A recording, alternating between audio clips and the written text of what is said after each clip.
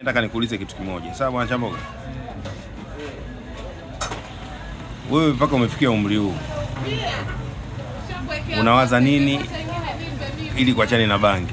Kwa sababu bangi ishakuharibia maisha mpaka hapo. Yaani mpaka sasa hivi maisha yangu yaani kwamba nategemea kwamba niwe yaani najijengea baadaye kwamba niitwe na mimi nitakuwa na maisha yangu kwamba nitajitegemea. Sasa ngoja nikwambie kitu kimoja. Utaitwa baba sawa, ila tukatai kuitwa baba.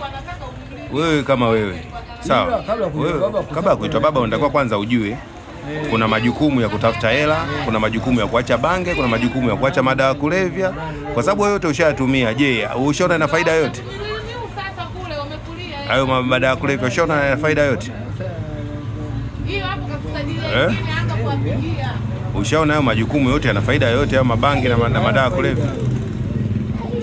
Sasa mimi nakushauri kitu kimoja. Watu wanakwambia wewe eti umeshachanganyikiwa, wewe chizi. Mimi nakuona wewe mzima kabisa, ila changamoto kitu kimoja tu. Changamoto yako wewe, watu wanashindwa kukuamini. Unashindwa kufanya kazi na watu kwa sababu watu wanashindwa kukuamini. Kumbuka wewe katika MC ambayo nilikuwa nakutegemea wewe namba moja, au sio askari wangu? Yaani ulivyoingia kwenye madawa na mabange na ukabaji. Sawa. Sijui umeelewa? Hizo ndo lazi ulizozipata. Sasa hivi unatakiwa kwanza utubu, uachane nao yote kila kitu. Alafu umuombe sana Mwenyezi Mungu uachane na mabange. Sio, umeelewa askari wangu? Nitajielimisha baba.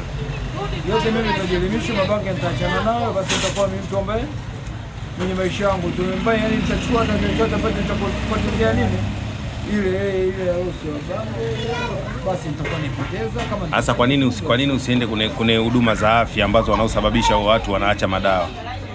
Kwa nini usiende huko? Na kwa nini wanakupeleka kwenda kuchoma hiyo? Kwa nini usiende soba, watu wanakupeleka kwenda kuchoma madawa kule? Naenda kuniumiza kwa sababu mimi